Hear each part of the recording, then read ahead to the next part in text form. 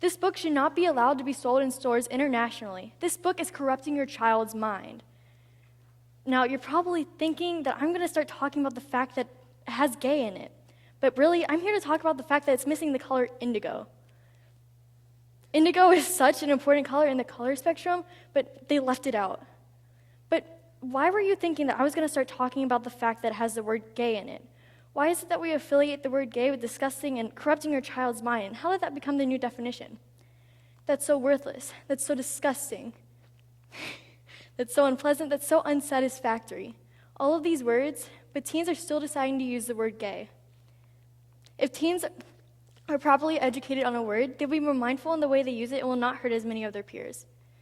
Whether you realize it or not, misusing words can be a form of bullying and is harmful to some people.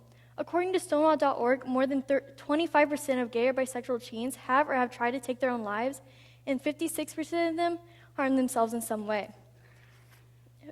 Gay teens say that they feel ashamed or like outsiders when they hear the word being used in a derogatory or negative sense.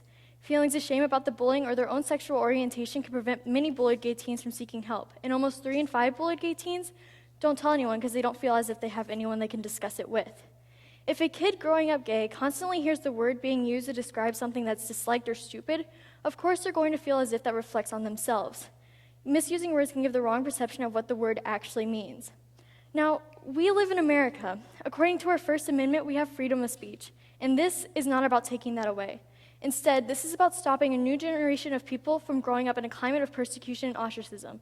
This is about having teens being accepted into society no matter what their sexual orientation is. Most of the times, kids don't realize that they're insulting anyone by misusing words. Kids don't wake up in the morning thinking, hey, I'm going to be using this word in a negative or derogatory sense. No, they learn to use it that way. And if children as young as 7 can learn to use a word out of its meaning, they can sure learn how to use it properly. If we have teachers teach kids how to use words properly, they will stop using a language that hurts and upsets many of their peers. Stonewall also found that gay students are twice as likely to feel more likely to be bullied in schools that don't say homophobic bullying is wrong than schools that do.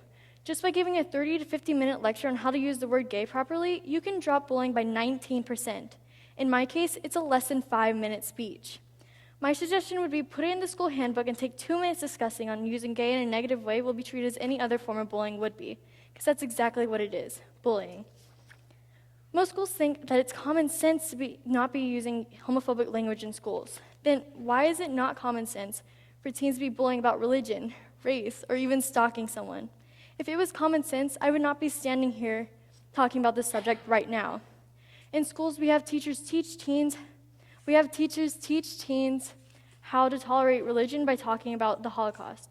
We have teachers teach teens how to tolerate race by talking about segregation and discrimination. Have we not learned from our mistakes? Teach kids how to tolerate different sexualities at an early age. In my 2-month unit on the Holocaust, I never even learned that homosexuals were affected by it. Teach kids that thousands of homosexuals died and went through some kind of persecution during the Holocaust. Teach kids that there's still discrimination among gays going on right now and teach them that it's wrong. Now, whenever I talk about this, people always tell me that words change meanings, and they're right. Words are always changing meanings. Like in the 70s, if you said something was cool, you're probably saying something was cold. If you said someone was sick, you're probably saying they were ill or they were running a fever they couldn't sweat out. So why is it a problem? In most cases, it's not. But in our case, it is. It becomes a problem when there's a whole swath of society out there who are actually gay and for whom the word forms an important part of their identity and sense of self. It becomes a problem when you're feeling little kids' perception as gay people as wrong or bad. If one day we woke up and started saying, that's so Irish or that's so straight towards something disliked, of course anyone straight or Irish is going to be confused and offended. So how's it any different when you're using gay as an insult?